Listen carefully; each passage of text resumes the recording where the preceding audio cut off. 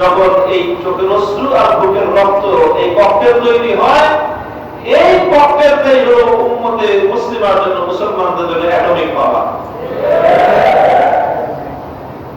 আমরা চাই আবার সেই যুগটা ফিরে আসুক, সেই যে কথা মুসলমানদের ঘরে ঘরে সেই যুবক তৈরি হোক, সে যুবক জন্মগ্রহণ করো, সেই চেতনা মুসলমানদের যুবকরা পক্ষে ধারণ করুক।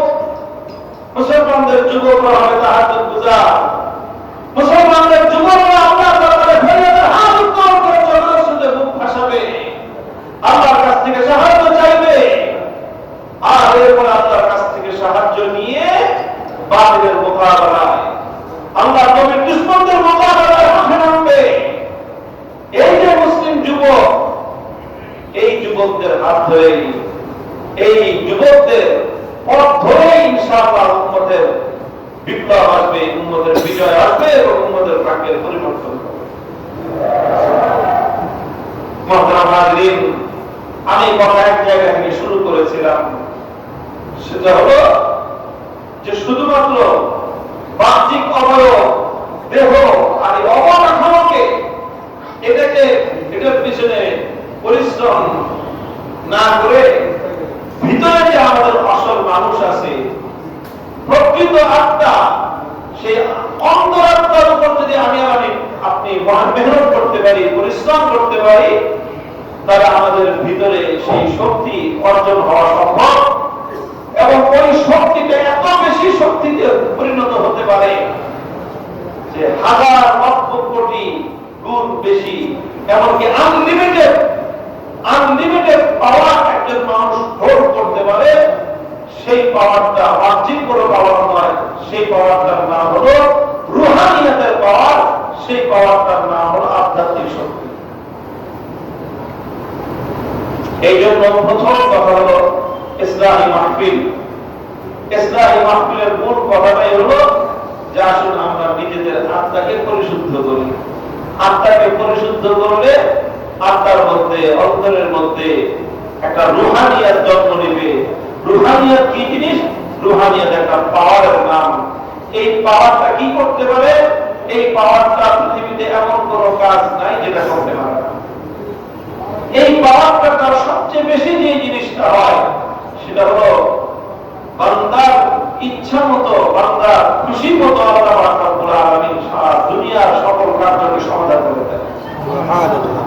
বান্দার ইচ্ছা আল্লাহর ইচ্ছার সাথে মিলে যায়, আল্লাহর ইচ্ছা বান্দার ইচ্ছার সাথে মিলে যায়, তখন এই বান্দার পৃথিবীতে তার কোনো কিছুরই অভাব থাকে না। সে যখন সারা চরের উপর বসে রাজরাজনীদের সকল আরাম আয়েশ ভোগ করতে থাকে, সারা চরের উপর বসে কুড়ে ঘরের উপর সে প্রাসাদের আরাম আয়েশ করতে থাকে, কারণ আল্লাহ রাব্বুল আলামিন তার কুড়ে ঘরের সারা চরের মধ্যে তাকে এমন শান্তি, এমন প্রশান্তি দিয়ে থাকেন যে মানুষ সেই আলিশান রাজপ্রাসাদের মধ্যে তার হাজার ভাগের এক ভাগ শান্তিও পায় না। এটা কখন সম্ভব? মানুষের আধ্যাত্মিক শক্তির প্রয়োজনে। কোরআনের আগের একটা আয়াত আমি আপনাদের সম্মুখে তেলাওয়াত করেছিলাম। এই আধ্যাত্মিক শক্তির যে মূল উৎস, সেই উৎসের সন্ধান দিয়ে আমি আলোচনা শেষ করব। আল্লাহ রাব্বুল আলামিন বলেছেন, ইয়া আইয়ুহাল্লাযীনা আমানুত্তাকুল্লাহ, ইয়া আইয়ুহাল্লাযীনা আমানুত্তাকুল্লাহ ওয়া কুনু মা'আস সাদিকিন। জীবনে নিজের যে কোনো ক্ষেত্রে ডিসিশন নেওয়ার জন্য নিজের কর্ম পদ্ধতি হিসেবে, নিজের কর্মপন্থা হিসেবে কোনটাকে গ্রহণ করবেন, আল্লাহ বলতেছেন তুমি ওটাকেই গ্রহণ করো। নেককার মানুষরা যেটাকে গ্রহণ করে, তুমি সেই নেককার ভালো মানুষদেরকে দেখে দেখে কাজ করো। ভালো মানুষদেরকে, নেককার লোকদেরকে দেখে দেখে তাদের মতো করে কাজ করো এবং তাদের সংসর্গ অবলম্বন করো, তাদের সাথে চলাফেরা করো, তাদের সাথে উঠা বসা করো, তাদের সোহবত উঠাও। এই নেক লোকদের সোহবত, নেক লোকদের সংসর্গ, নেক লোকদের অনুসরণ, এটার মাধ্যমেই মানুষের আত্মার পরিশুদ্ধির সূচনা হয় এবং এই পথে চলতে চলতে এক সময় মানুষের অন্তরের মধ্যে পরিপূর্ণ ইসলাম তখন একজন মানুষ হাসিল করতে পারে।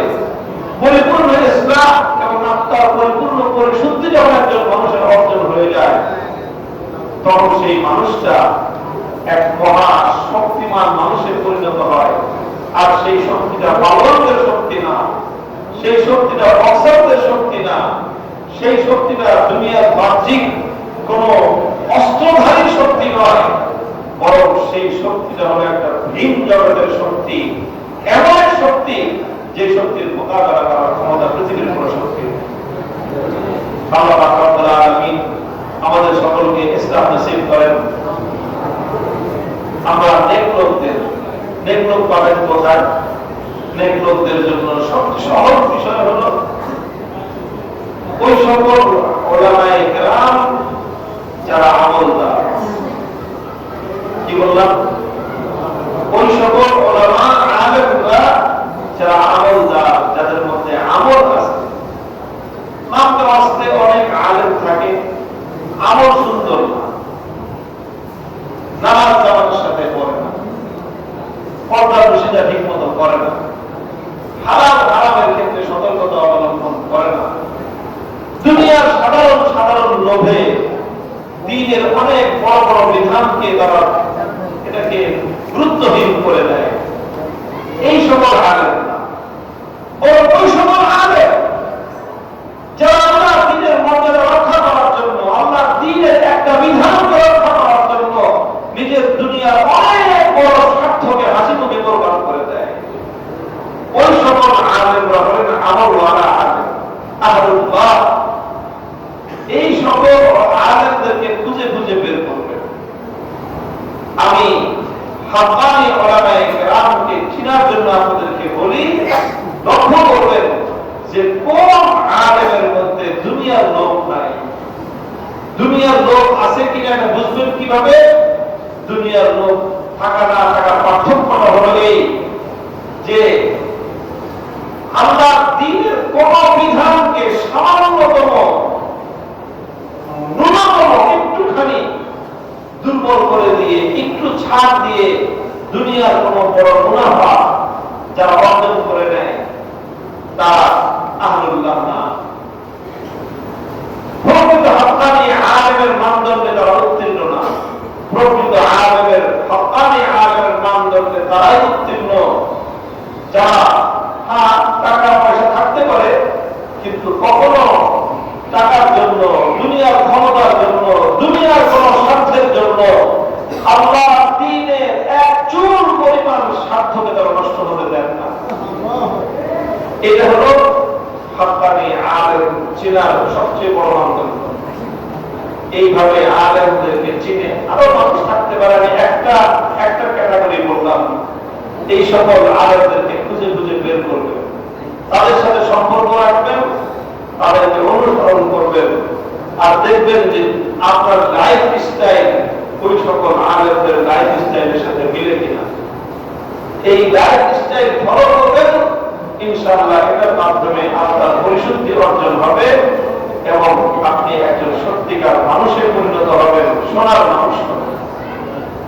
আল্লাহ রাব্বুল আলামিন আমাদের সকলকে ইসলাম নসিব করেন।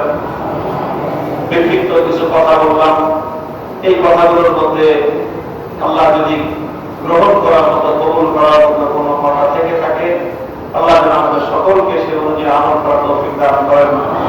কোনো ভ্রান্তি যদি থেকে থাকে, ভুল কোনো কথা যদি থেকে থাকে, তারা আল্লাহ রাব্বুল আলামিন তার অনিষ্ট